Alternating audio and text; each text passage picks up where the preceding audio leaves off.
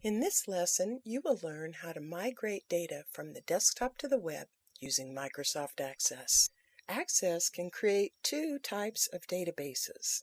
Desktop databases are the traditional type and have been around for more than 20 years. They have great power. You can now also create web databases, which are called Access apps. Access apps run in a browser. In moving data from the desktop to the web, the main thing to do is to define relationships between tables in a way that web databases can understand. Access apps need relationships defined with lookup fields. With an Office 365 package that includes SharePoint hosting, many of you could web-enable features of your desktop Access databases. I'm going to show you how to modify structures for the web and move the data. Hi, this is Crystal. First, we will make a blank desktop database. We will then import table structures and change them. Then, we will link to the tables with data from the new database. We will create and run append queries to put data into the new structure. Because I'm going to make some mistakes, update queries will be used to make changes after the data is populated. Finally, we will create a custom Access app and import tables from the desktop database. This is the relationships diagram of the data we are going to move.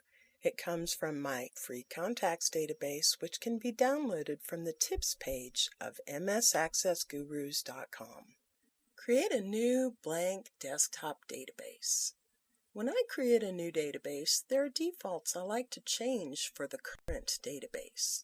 Click File, Options, and choose Current Database from the left sidebar. Notice this is where you can set an application title and choose an application icon. I usually set the document window to overlapping windows.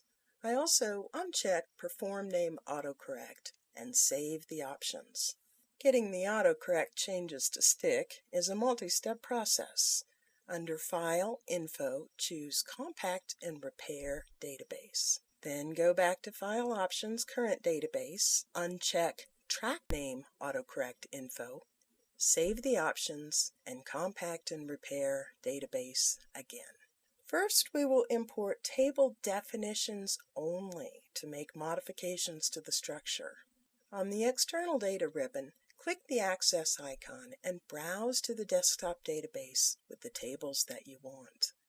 In the Import Objects dialog box, click the Options button on the Tables tab. In the Import Tables option group, select Definition Only. We do not want the data yet. In the Import options, clear Relationships, since that is what we are redefining. Select the tables you wish to import and click OK.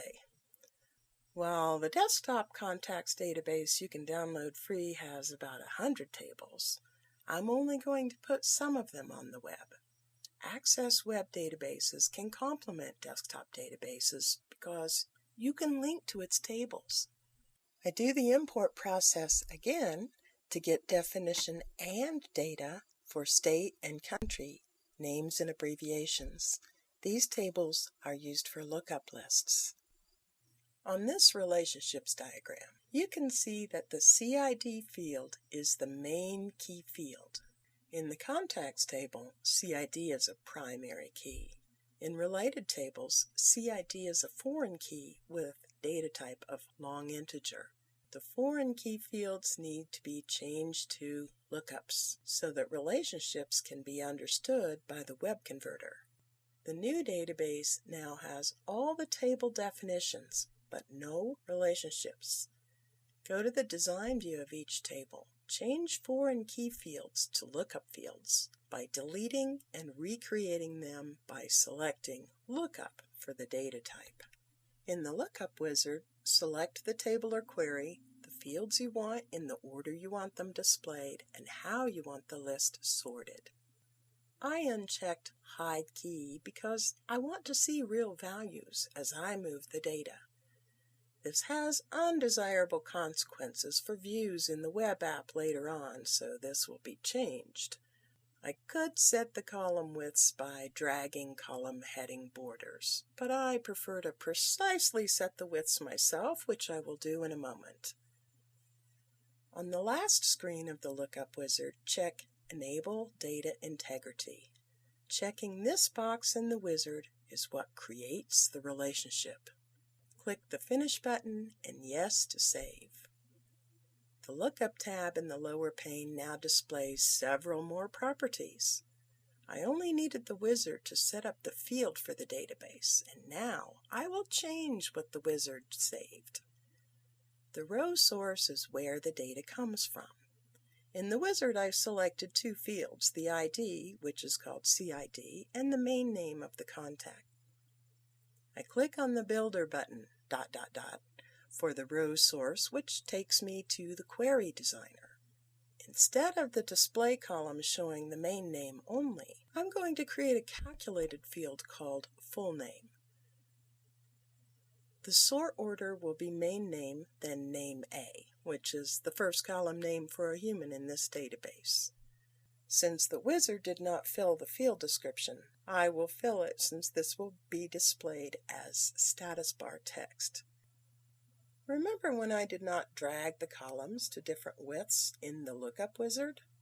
That is because I will set the column widths here to be 1 inch, 2.5 inches. Each value is delimited with semicolon. You do not have to type the inch symbol. If you use centimeters or another unit, you can convert the numbers appropriately or type the inch mark or IN. The list width is the sum of the column widths plus 0.2 inches to allow for a scroll bar. Set limit to list to yes.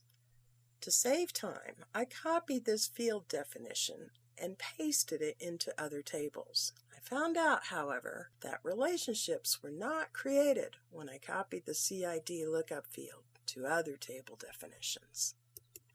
Now I create a test record in the contacts table to test the lookup. In the addresses table, CID has a combo box showing records from the contacts table. I resize the window for the addresses table and also open and resize the window for the contacts table. I also change the suffix and add a title for the contact. The changes are reflected when the CID list is dropped in the addresses table. To see the equation that constructs the full name, go to the Design view of the table, select the Lookup field, select the row source property on the Lookup tab in the lower pane, then click the Builder button or press Ctrl F2. In the Query Designer, click in the Calculated field and press Shift F2 to open the zoom box. I modify the equation to put nickname in parentheses if it is filled. Expressions within parentheses are concatenated using plus, so everything will be ignored in the parentheses if anything in the parentheses is null. Ampersands are then used to concatenate the different parts. In web databases, plus must always be used. In web databases, use the coalesce function to handle null issues and conversion functions to concatenate numbers and dates to strings. Click the Datasheet View icon to see the results. The nickname J is shown in parentheses.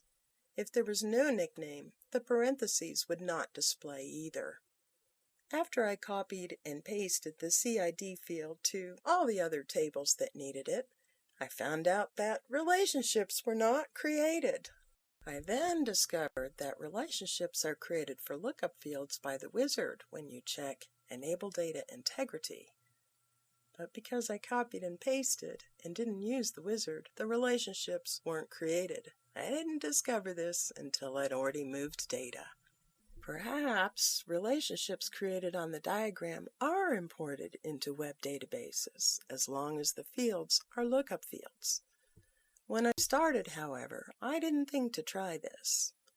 Each of the related contact information tables also has a types table. An email type might be personal or business. A phone type might be mobile, home, fax, or work. An address type might be residence, business, mailing, or billing. In the addresses table, the type is a foreign key. The choices for type have a primary key in the address types table, which is the row source for the lookup field in the address table. Just like the foreign key contact IDs were changed, the foreign keys for types will be recreated. In the design view of the address table, I delete the old type ID and begin creating a new field.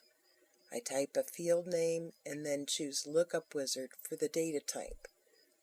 The types tables each just have two relevant fields: the primary key, which is an auto number, and the text field that describes the type. Checking Enable Data Integrity in the last dialog box of the wizard is what triggers the relationship to be created when you click Finish. I change the column widths, list width, and limit to list. When I switch to Datasheet, there are no choices for type. That is because the tables were brought in with definition only. Oops! I do want the data in these tables. I filter the navigation pane for all tables with TY in the name. There they are. I click the first types table, shift-click the last one, and press the delete key. I launch the import wizard again by clicking the access icon on the external data ribbon. I choose the tables. The default is definition and data. These tables do not have relationships to each other, so it does not matter if relationships is checked or cleared. I finish the wizard and the new tables are in. The address table now has choices for types. However, we need two things: the lookup field and the relationship, which needs to be created. I make the type ID field again. Remember, I am showing you my mistakes to keep you from making the same ones. You'll make different mistakes, or maybe you won't make any at all. In the wizard, the dialog box where I can choose the ID to show or hide and set column widths now shows sample data from my table, and my address type lookup field will have choices.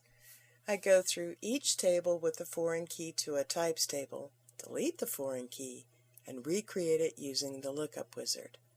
Email address type, list member type, phone type, web type. I have speeded this up in case you want to pause and look at the screens. Everything is probably flashing too fast for you to consciously absorb it. The contacts table has a self joined to itself, so a parent contact can be specified. This lets you identify the company that someone works for, as well as the head of a household. My personal naming convention for self-joins to a parent record in the same table is to put an underscore at the end of the primary key field name. I like to put a main table on the relationships diagram by dragging it from the navigation pane. I then stretch the field list, right-click, and choose Show Direct. This shows me tables directly related to the contacts table. This is an easy way to see self-joins too. When you're done with contacts, click Show Direct on a related table. Repeat the process until the diagram is as you like it. Click All Relationships on the Design ribbon of Relationship Tools to get access to Show Everything when you think you're done. Now that the new database has tables and relationships, link to the tables with data. Position the Link Tables dialog box so you can see the list of tables in the new database and in the database you are linking to. Because the tables are named the same, Access puts a 1 on the end of the linked table names. The navigation pane also displays a datasheet icon with an arrow so you can see that the table is linked. Use append queries to copy data from the tables with the 1 on the end to the resident tables. I start with categories, since, looking at my relationships diagram, the categories table needs to come first. Each contact has a category, and until the cat IDs are created, they can't be stored in the contacts table with referential integrity.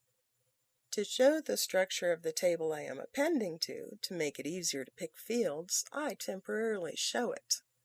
In this case, the tables have the same structure. This, however, is not always the case. Append queries are the only way to create auto number values, which is why we are using them. The primary key in most of the desktop tables is an auto number. Web tables must have an auto number primary key. After assigning each field in the source table to a destination field in the Append To cell, delete the temporary field list by clicking on it and pressing the Delete key on the keyboard. To run the query, click the Run button on the Query Tools Design ribbon.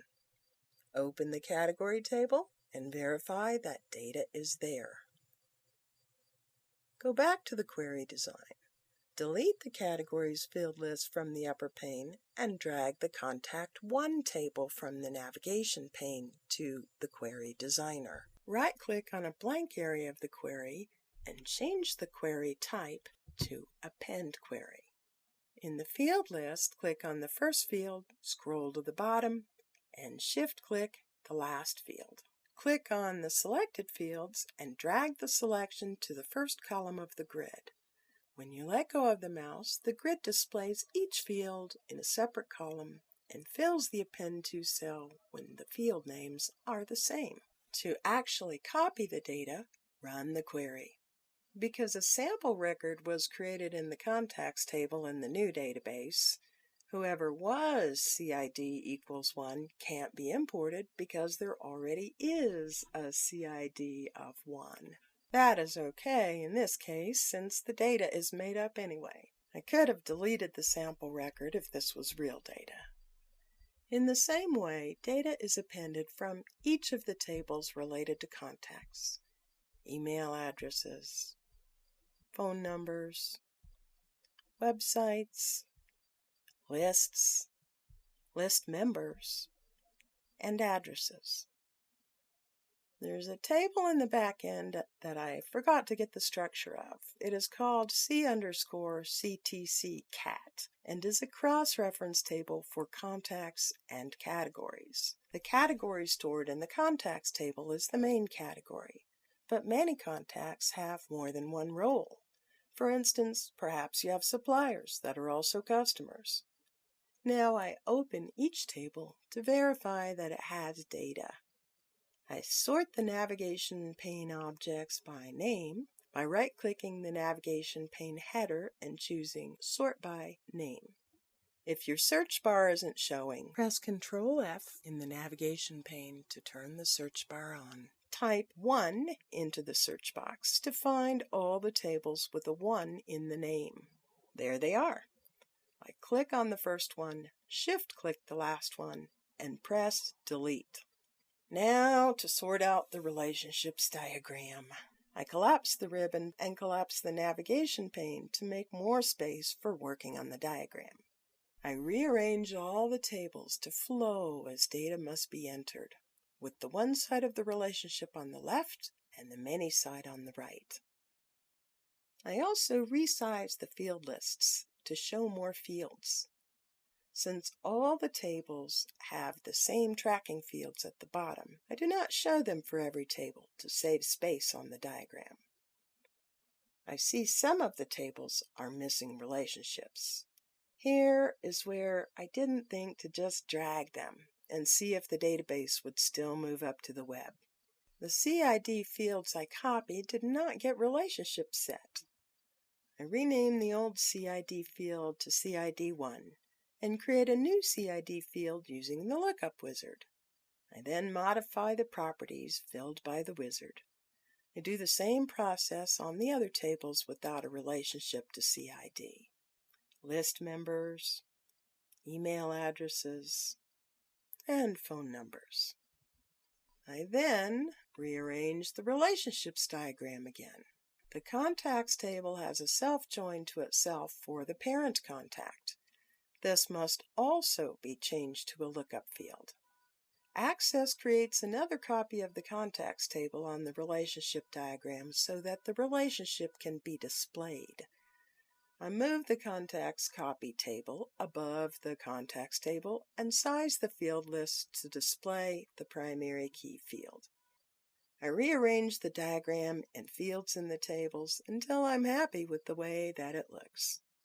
Since the data was appended before the relationships diagram was checked, which shouldn't have been done, data in the lookup fields that were just defined must be updated. Use update queries.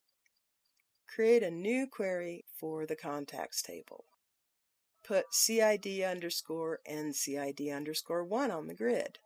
The field with the 1 on the end is the one with the data. On the Query Tools Design ribbon, click Update in the Query Type group. Last time we used the right-click shortcut menu. The grid changes to show an Update To row. Copy the field name for CID underscore 1. In the Update To cell under CID, type open square bracket, then paste the copied field name and type close square bracket, since field names are delimited with square brackets. The only reason the CID1 field is on the grid is to copy the field name.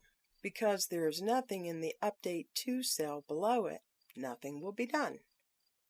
Run the update query by clicking the Run button on the Design ribbon. Open the contacts table. To see that Brad Henry works for A&M Surplus, click the drop-down arrow in the CID underscore field. On a former view, this field would use a control that shows the name instead of the number.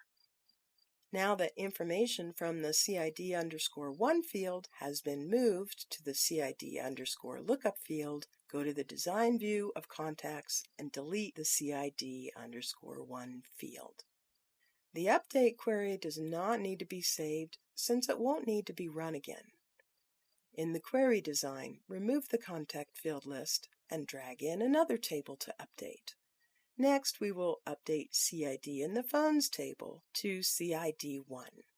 Verify the data is there, then delete the CID1 field.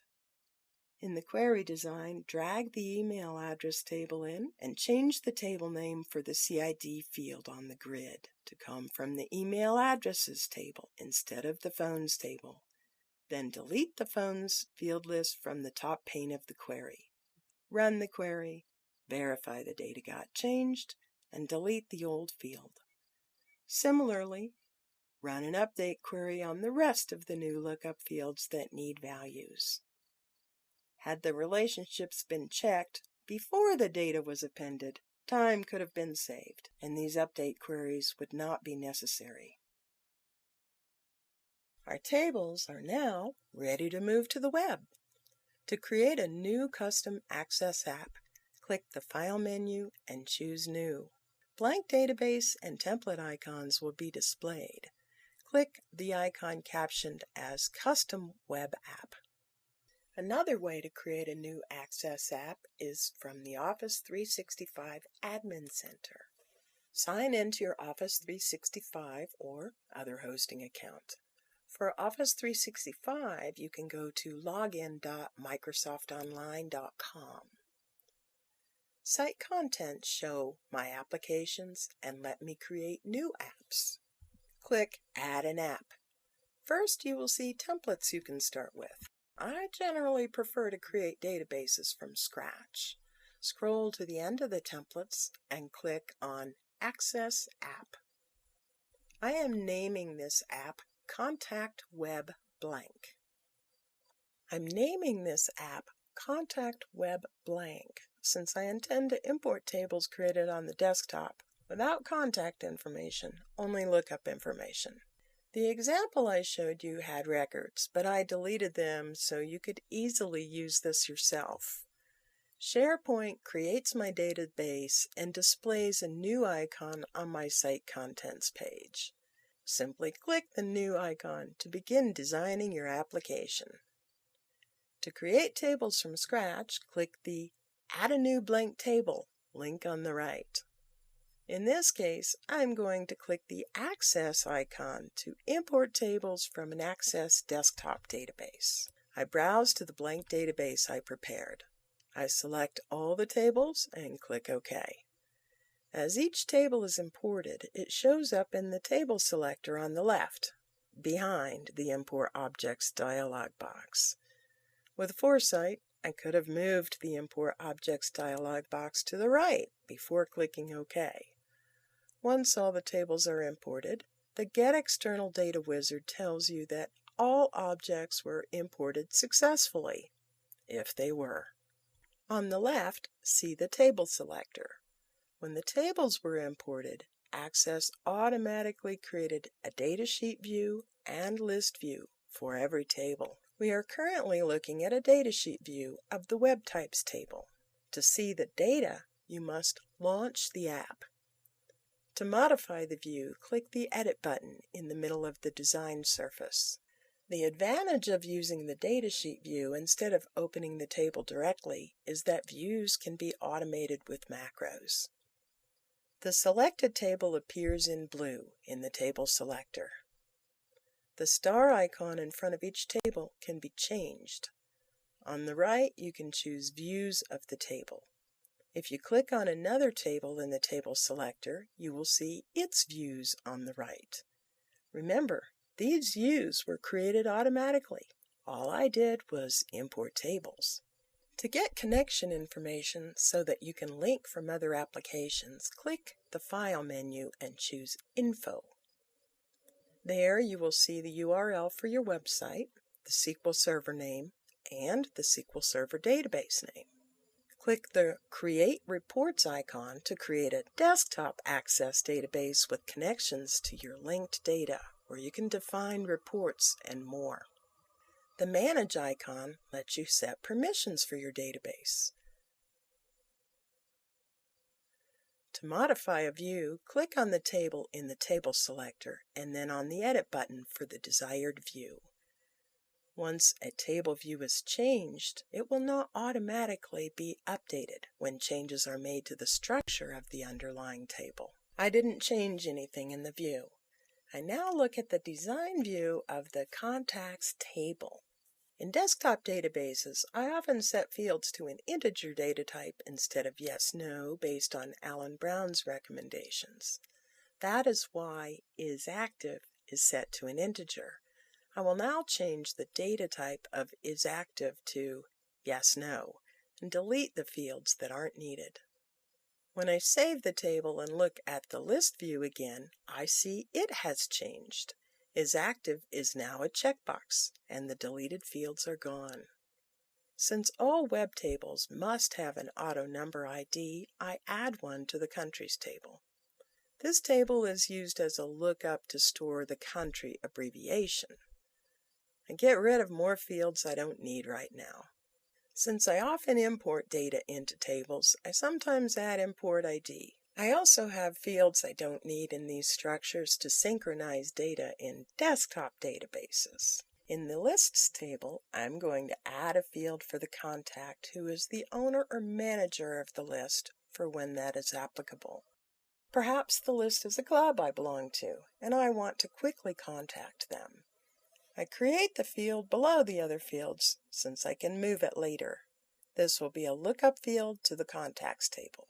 The CID_LI field I created has an index because it has a relationship. Now I click on the Record selector, let go, then drag the field by its record selector to the position where I want it to go.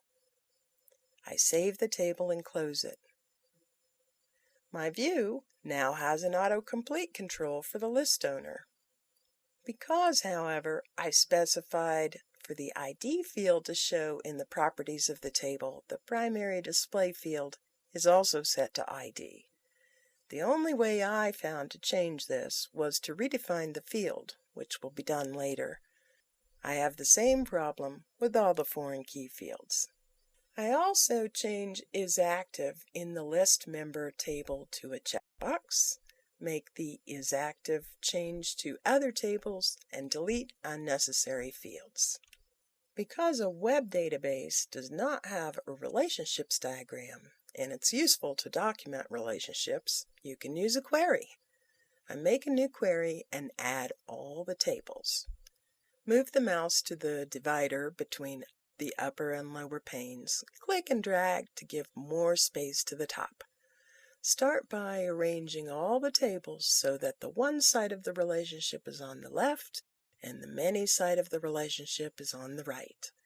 As you move field lists, you size them to show what is necessary. When you are done, make a screenshot to document the relationships. Save the query as QRelationship. In Access 2013, a saved query must have at least one field on the grid. It doesn't matter which field you put on the grid, as this query will only be opened in Design View to simulate the relationships diagram in desktop databases. Unlike 2010, the Query Designer does not save the table layout, so don't forget to take a screenshot. When you press the print screen key on your keyboard, a screenshot is put on the Windows clipboard. You can then paste into a Word document, PowerPoint presentation, or other application to crop, change colors, and print. Now that my application is on the web, I copy the URL to share with others, and so I can go back faster myself. In the browser, when looking at my SharePoint team site, I can see my new database in the recent apps. I can see my database in site contents, and I have a link to the database so I can share with others. In May, I was one of the presenters for the Microsoft MVP Virtual Conference. The topic was using Access on the web. My co-presenters were Julian Kirkness, Brent Spalding, and a special appearance by Patrick Wood. A recording of the presentation is on channel9.msdn.com. Links to the presentation resources are on Pat's site, www.gainingaccess.net. As always, clickable links are in the video description. Web databases give us additional power that we should take advantage of. I hope you will try building an Access app. Thanks for joining me. Through sharing, we will all get better.